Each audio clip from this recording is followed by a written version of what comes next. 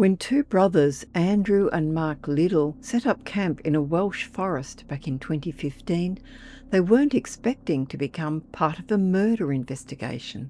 They'd travelled to Clocaenog Forest in Denbighshire that November to catch the Wales Rally GB, a major motorsport event that draws crowds from across the country. Like many spectators, they'd decided to camp right there in the forest between stages of the rally, getting the full outdoor experience while following the competition. As darkness fell on November 14th, Mark needed firewood for their camp. Armed with a torch, he began searching the forest floor near their campsite. That's when something caught his eye, what initially looked like just another rock sitting in the undergrowth. But when Mark bent down for a closer look, he realised this was no ordinary stone. Covered in moss and partially hidden by vegetation, it was a human skull. The discovery hit Mark hard. Later, he'd reflect on how tragic it was that someone had been lying there for so long, with people probably driving past on the forest roads every single day, completely unaware that human remains were just metres away in the trees. North Wales Police received the call at 8:35 that evening. A local officer arrived at the scene and quickly confirmed what the brothers had feared.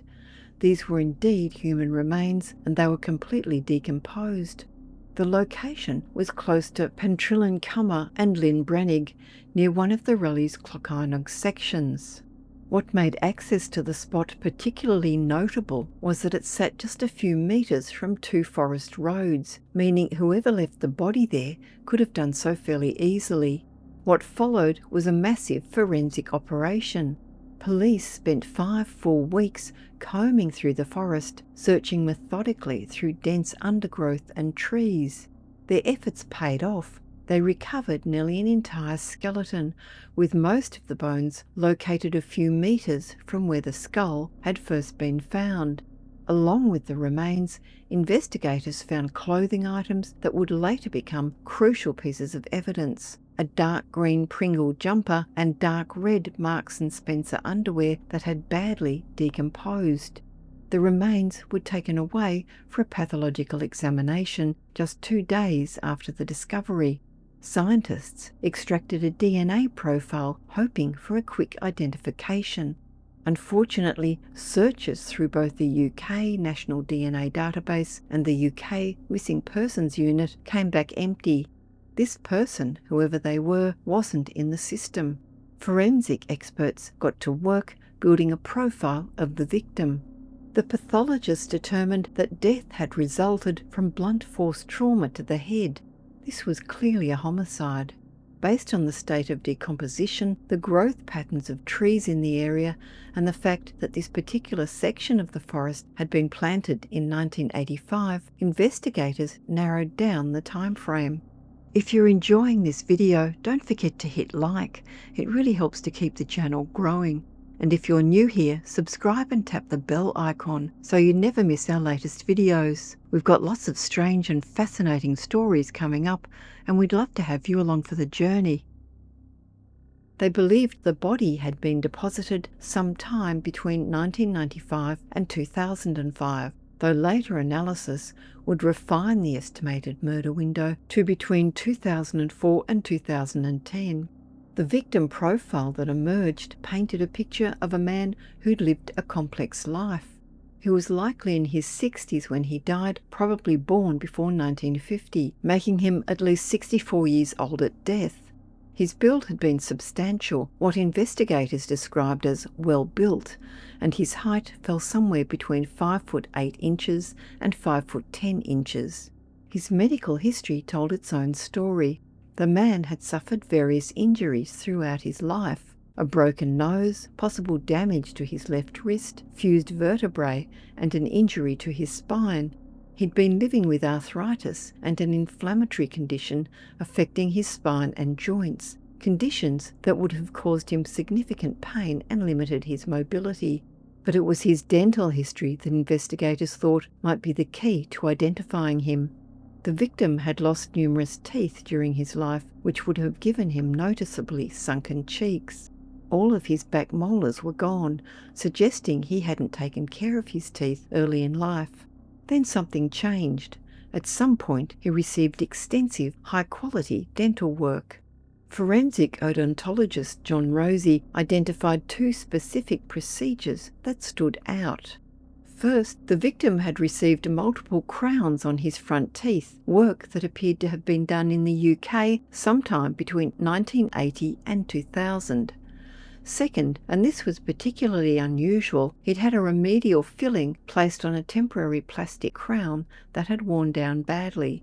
This was uncommon work, specialised enough that Rosie believed a dentist might recognise it. The combination of these procedures made the dental work highly distinctive. Police published details about the victim's teeth in dentistry journals, hoping that somewhere in the UK a dentist might remember performing this specific combination of procedures. They even released photographs of the victim's jawbone in June 2016. Despite these efforts, no dentist came forward with a match. The clothing items provided some timeline clues as well. Marks & Spencer confirmed the underwear had been manufactured in 1999, while Pringle of Scotland dated their jumper to somewhere between 2000 and 2004. These dates helped investigators refine their theories about when the man died. In September 2016, the case got major exposure when it featured on BBC Crimewatch. Professor Caroline Wilkinson's Face Lab team created age progression images showing what the victim might have looked like at ages 50, 60 and 70. The team used measurements and muscle structure analysis to predict his facial features. Wilkinson noted that he would have had deep-set eyes and those characteristic sunken cheeks from tooth loss. Detective Superintendent Yeston Davies made the television appeal, emphasising that someone out there had to know this man. He had to have family, friends, loved ones who might recognise him. The Crimewatch appearance generated 40 potential leads. Davies was optimistic, telling media that officers were following up on various lines of inquiry, including possible names. The logic was straightforward. Identify the victim and you can start building a picture of why someone wanted him dead and who might have done it. Then came an unexpected twist. Serial killer Peter Moore contacted police claiming he knew exactly who the Clocaenog Forest Man was. Moore had murdered 4 men in North Wales in 1995, and one of his victims, 28-year-old Edward Carthy, had been buried in Clocaenog Forest not far from where these new remains were found. Moore later claimed the new discovery was in, quote, exactly the same place as where he'd buried Carthy.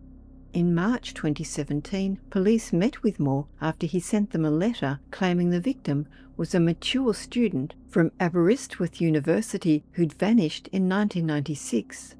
Moore didn't provide a name, but journalists investigating the claim identified Roger Evans, a 46-year-old man from Burton-on-Trent who'd disappeared on January 16, 1996, during his first year at the university. For a moment, it seemed like the case might be solved, but the timeline didn't work. Moore had been arrested in 1995, and the clothing found with the remains had been manufactured after that date. Some items were produced as late as 2000 to 2004. The police ruled out Moore's claims as inconsistent with the physical evidence. By October 2017, police were still searching for answers. Officers distributed leaflets at that year's Wales Rally GB, hoping that someone in the crowd might have information. Police also conducted familial DNA research, attempting to find relatives who might provide clues to the victim's identity.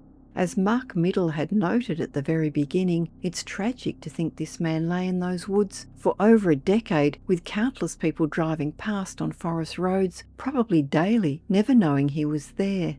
Somewhere, someone knows who he is. Someone is missing a father, a brother, a friend, and despite all the forensic work, all the appeals, and all the investigative hours poured into this case, the Clocaenog Forest Man remains unidentified. North Wales Police continue to ask anyone with information to come forward. The case remains open, and investigators still believe that someone, somewhere, holds the key to giving this man back his name.